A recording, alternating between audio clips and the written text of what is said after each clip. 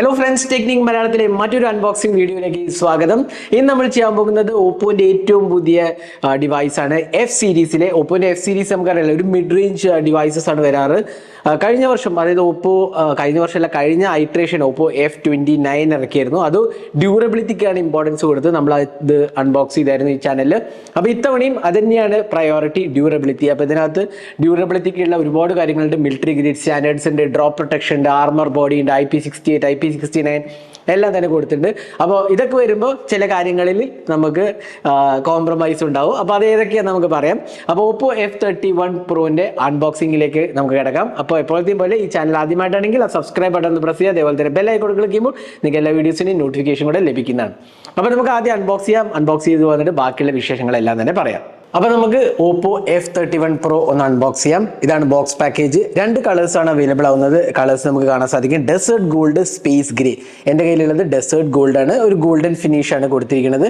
Oppo F31 Pro 5G എഴുതി ചെയ്യണം. ഇവിടെ നമുക്ക് ഇത് ഡീറ്റെയിൽസ് കാണാം. വേപ്പർ ചേംബർ സിസ്റ്റം ഉണ്ട്, സൂപ്പർ കൂൾ ആക്കാൻ വേണ്ടിയിട്ട്. 7000 mAh ബാറ്ററി, അതേപോലെ 80 watt charging, IP69, IP68, IP66 all-round water proof champion ആണ്. ഡാമേജ് പ്രൂഫ് 360 ആർമർ ബോഡി, അതായത് ഓപ്പോ F29 സീരീസിൽ വന്ന അതേതാണ്. ഡ്രോപ്പ് പ്രൊട്ടക്ഷൻ ഉണ്ട്, അതേപോലെ തന്നെ IP rating, multiple IP rating കൊടുത്തിട്ടുണ്ട്. അപ്പോൾ പിന്നെ നമുക്ക് കിട്ടിയിരിക്കുന്ന വേരിയൻറ്റ് 12256 വേരിയൻ്റ് ആണ്. അതേപോലെ തന്നെ ഇവിടെ ബാക്കിയുള്ള ഡീറ്റെയിൽസ് ആണ്. സാർ വാല്യൂ 1.127 ആണ്. ഹെഡ് സാറ് 0.845 ആണ്. ബോഡി സാറ്, അപ്പോൾ ഇത് റിവ്യൂ യൂണിറ്റ് ആണ്. അതാണ് നോട്ട് ഫോർ സെയിൽ എന്ന രീതിയാണ്. ബോക്സ് തുറക്കാം. ബോക്സ് തുറക്കുമ്പോൾ തന്നെ ഓപ്പോൻ്റെ ചെറിയൊരു ബോക്സ് കാണാം.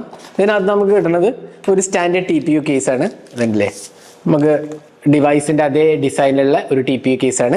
പിന്നെ നമുക്കൊരു വാറണ്ടി ഇൻഫർമേഷൻ ഗൈഡാണ് കൊടുത്തിരിക്കുന്നത്. ഇതിൽ നമുക്ക് ഡീറ്റെയിൽസ് കാണാൻ സാധിക്കും. ഇതൊന്ന് മാറ്റി വയ്ക്കാം. ഇതാണ് ഡിവൈസ്. ഇതൊന്ന് ജസ്റ്റ് ഇവിടെ വെക്കാം. ബാക്കിയെല്ലാം എന്തൊക്കെയാണെന്ന് നോക്കാം. ഇവിടെ നമുക്ക് കിട്ടുന്ന ഒരു 80 watt അഡാപ്റ്ററാണ്. സൂപ്പർ ബുക്ക് 80 watt അഡാപ്റ്ററാണ് കൊടുത്തിരിക്കുന്നത്. ഒരു USB Type-C ചാർജിങ് കേബിൾ ഉണ്ട്. അതേപോലെ തന്നെ ഒരു സിം ഇജക്റ്റർ പിന്നും നമുക്ക് കാണാം. അപ്പോൾ ഇത്രയാണ് ബോക്സിനകത്ത് വരുന്നത്. നമുക്ക് ഡിവൈസ് ഒന്ന് ബൂട്ട് ചെയ്യാം.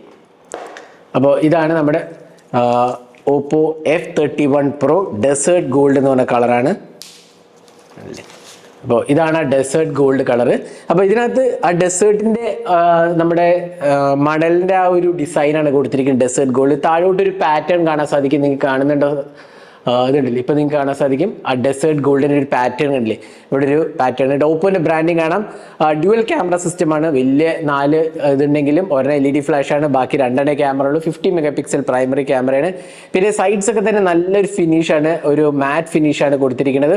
ഇത് ഡ്രോപ്പ് പ്രൊട്ടക്ഷനുള്ള ബോഡിയാണ്. അതുകൊണ്ട് തന്നെ നല്ല സോളിഡ് ആയിട്ട് എനിക്ക് തോന്നുന്നുണ്ട്. ഇൻ ഹാൻഡ് എക്സ്പീരിയൻസ് അടിപൊളിയാണ്. കാരണം ഇതിന് ഡ്രോപ്പ് പ്രൊട്ടക്ഷനും എഡ്ജസ് ഒക്കെ കേർവ്ഡ് ആയിട്ടാണ് കൊടുത്തിരിക്കുന്നത്. നല്ലൊരു ഡിസൈൻ ലാംഗ്വേജുമാണ്.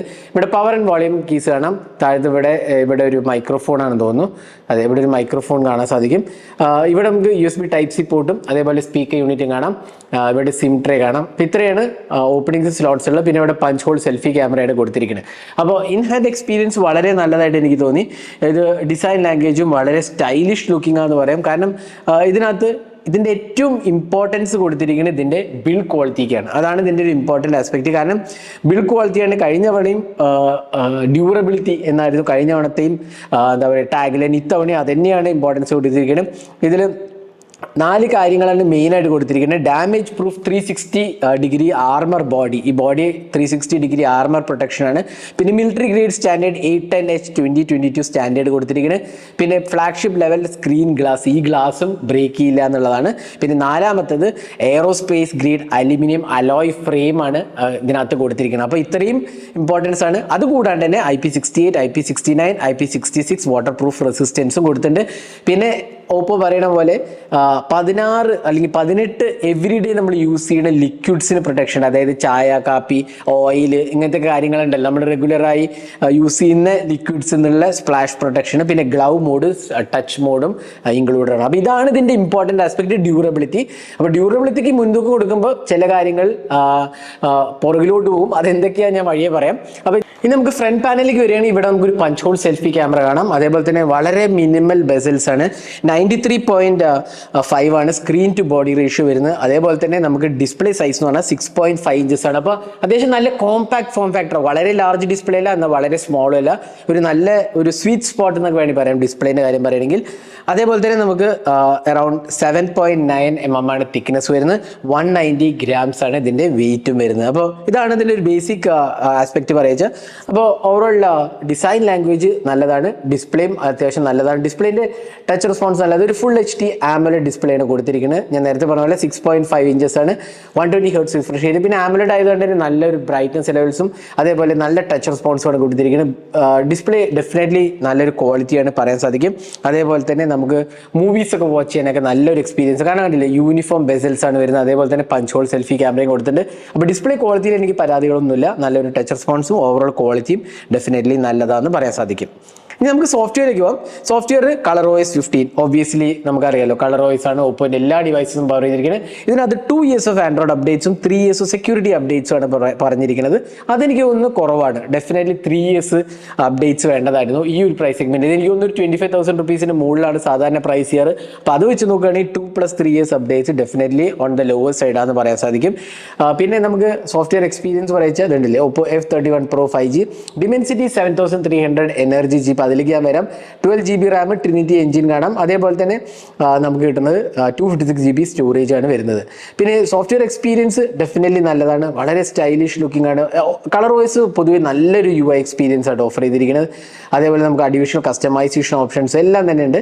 ഇനി ബ്ലോട്ട്വെയർസിൻ്റെ സീൻ പറയുകയാണെങ്കിൽ ഡെഫിനറ്റ്ലി ഒരുപാട് ബ്ലോട്ട്വെയർസ് ഉണ്ട്. ഇതുണ്ടല്ലേ, ഒരുപാട് ഗെയിംസ് ഉണ്ട്. നമുക്ക് അൺഇൻസ്റ്റാൾ ചെയ്ത് കളയാമെന്നുള്ളതാണ് ആകെയുള്ളൊരു ആശ്വാസം. ഇതുണ്ടല്ലേ, നമുക്ക് എല്ലായിടത്തും അൺഇൻസ്റ്റാൾ ചെയ്ത് കളയാം. അപ്പോൾ ഫോൺ വാങ്ങിക്കഴിഞ്ഞാൽ നിങ്ങൾക്ക് ജസ്റ്റ് ഒന്ന് ഇതൊക്കെ ഒന്ന് അൺഇൻസ്റ്റാൾ ചെയ്ത് കളഞ്ഞാൽ വളരെ നല്ലതായിരിക്കും. ഇതുണ്ടല്ലേ, ഒരുപാട് ബ്ലോട്ട്വെയർസ് ഇൻക്ലൂഡഡ് ആണ്. പിന്നെ സോഫ്റ്റ്വെയർ എക്സ്പീരിയൻസ് ഡെഫിനറ്റ്ലി നല്ലതാണ്, നല്ല സ്മൂത്ത് UI എക്സ്പീരിയൻസ് ആണ് വരുന്നത്. അപ്പോൾ അത് ColorOSൽ എല്ലാ ടിപ്പിക്കൽ ColorOSലും പോലെ തന്നെ ഇവിടെ നമുക്ക് ഇഷ്യൂസ് ഒന്നും തന്നെ ഞാൻ നോട്ടീസ് ചെയ്തില്ല. പക്ഷേ ആൻഡ്രോയിഡ് അപ്ഡേറ്റ്സിൻ്റെ കാര്യം വരുമ്പോൾ 2+3 കുറവാണെന്നേ ഞാൻ പറയുള്ളൂ. അപ്പോൾ നമ്മൾ അൺബോക്സിങ് ചെയ്തു, അതേപോലെ തന്നെ ഡിസൈൻ, ഡിസ്പ്ലേ, ബിൽഡ് ക്വാളിറ്റി, അതാണ് ഏറ്റവും ഇമ്പോർട്ടൻറ്റ് പറഞ്ഞു. സോഫ്റ്റ്വെയർ എക്സ്പീരിയൻസും പറഞ്ഞു. ഇനി നമുക്ക് പെർഫോമൻസിലേക്ക് വരാം. Dimensity 7300 energy ചിപ്പാണ്. എഗെയിൻ ഈ ഒരു പ്രൈസ് സെഗ്മെന്റിൽ ഇത്രയും അത്ര ഒരു നല്ലൊരു ചിപ്പ് അല്ല എന്ന് വേണമെങ്കിൽ പറയാം. ചിപ്പ് നല്ലതാണ്, എന്നാൽ ഈ സെഗ്മെന്റിൽ പവർഫുൾ അല്ല എന്ന് വേണമെങ്കിൽ പറയാം. എഗെയിൻ അറൗണ്ട് 7 ലക്ഷം 7.25 ലക്ഷമൊക്കെയാണ് ആൻഡ്രോയിഡ് സ്കോർ വരുന്നത്. പിന്നെ LPDDR4X റാം, UFS 3.1 ഉണ്ട് എന്നുള്ളതാണ് ഒരു ആശ്വാസം. UFS 3.1 സപ്പോർട്ട് ഉണ്ട്. അതേപോലെ ഈ എനർജി ചിപ്പ് ഡീസെന്റ് പെർഫോമൻസ് കേട്ടോ, കാര്യമായ ഇഷ്യൂസ് ഒന്നുമില്ല. അതേപോലെ വേപ്പർ ചേമ്പർ കൂളിംഗ് ഒക്കെ കൊടുത്തിട്ടുണ്ട്, അഡീഷണൽ കൂളിംഗ് സിസ്റ്റം കൊടുത്തിട്ടുണ്ട്. അതുകൊണ്ട് തന്നെ പെർഫോമൻസിൽ ഇംപ്രൂവ്മെന്റ്സ് വരുത്താൻ വേണ്ടിയുള്ള കാര്യങ്ങൾ ചെയ്തിട്ടുണ്ട്. എന്നാൽ പ്രോസസ്സർ ഡെഫിനറ്റ്ലി കുറച്ചും കൂടെ ബെറ്റർ ആക്കാമായിരുന്നു എന്നാണ് എനിക്ക് തോന്നുന്നത്. ഈ ഒരു പ്രൈസ് സെഗ്മെന്റിൽ Dimensity 7300 എനർജി അത്രയ്ക്കൊരു പവർഫുൾ ചിപ്പല്ല. Again day to day task എല്ലാം കുഴപ്പമില്ല, അത്യാവശ്യം നല്ല രീതിയിൽ പെർഫോം ചെയ്യുന്നുണ്ട്. പിന്നെ 5G സപ്പോർട്ട്, എല്ലാ 5G ബാച്ച് സപ്പോർട്ടഡ് ആണ്. അതേപോലെ തന്നെ നമുക്ക് ഇൻ ഡിസ്പ്ലേ ഫിംഗർ പ്രിന്റ് സ്കാനറും കൊടുത്തിട്ടുണ്ട്. അപ്പോൾ അതിലൊന്നും തന്നെ കാര്യമായ പോരായ്മകളില്ല. എഗെയിൻ പ്രോസസ്സർ കുറച്ചും കൂടെ ബെറ്റർ ആയി കൊടുക്കാമായിരുന്നു. പിന്നെ ഈ ഒരു ഡിവൈസിൽ ഡ്യുവൽ സ്റ്റീരിയോ സ്പീക്കേഴ്സ് ഉണ്ട്, മുകളിലും താഴെയായിട്ട് സ്റ്റീരിയോ സ്പീക്കേഴ്സ് കൊടുത്തിട്ടുണ്ട്. അപ്പോൾ അതിലൊന്നും തന്നെ എഗെയിൻ കോംപ്രമൈസ് ഇല്ല. അപ്പോൾ മൾട്ടിമീഡിയ എക്സ്പീരിയൻസ് ഞാൻ പറഞ്ഞല്ലോ, ഡിസ്പ്ലേ നല്ലതായതുകൊണ്ട് തന്നെ മൾട്ടിമീഡിയ എക്സ്പീരിയൻസും നല്ലതാണ് ഈ ഒരു ഡിവൈസിൽ.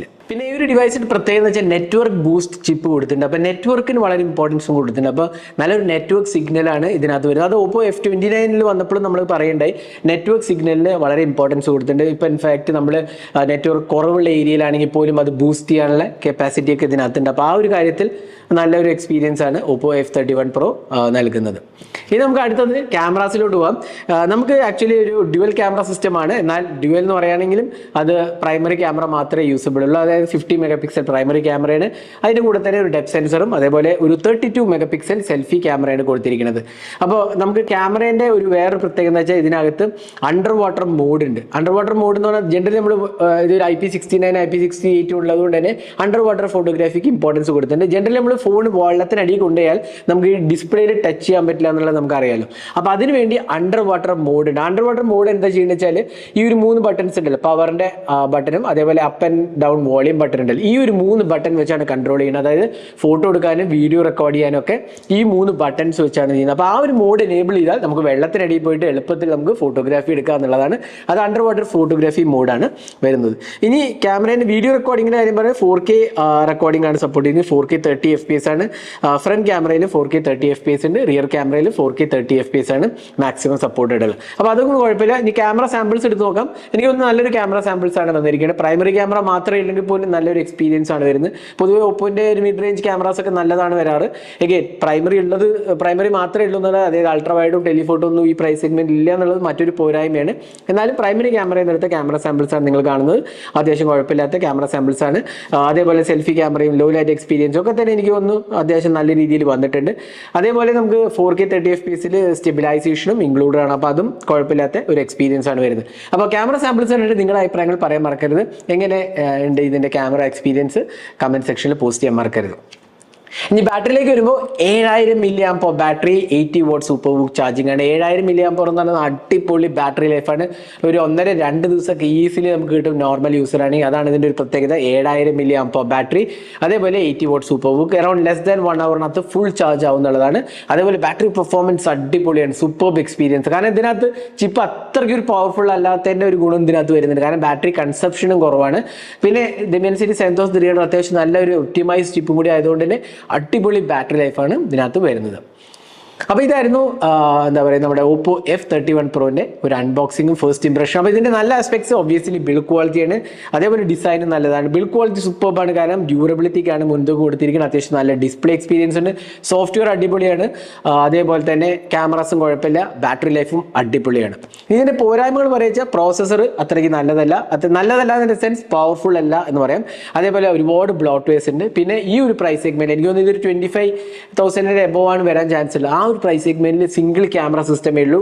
അൾട്രാ വൈഡും ഇല്ല, ടെലിഫോട്ടോ ഇല്ല എന്നുള്ളത് മറ്റൊരു പോരായ്മയായിട്ട് പറയാം. അപ്പോൾ ഇതായിരുന്നു എൻ്റെ ഒരു എക്സ്പീരിയൻസ് Oppo F31 Proൻ്റെ. ഈ ഡിവൈസിനെ കുറിച്ചുള്ള നിങ്ങളുടെ അഭിപ്രായങ്ങൾ കമന്റ് സെക്ഷനിൽ പോസ്റ്റ് ചെയ്യുക. ഇതേപോലത്തെ കൂടുതൽ ടെക് വീഡിയോസിനായി ചാനൽ സബ്സ്ക്രൈബ് ചെയ്യുക. Thanks for watching. Hope to see you next video. Have a great day.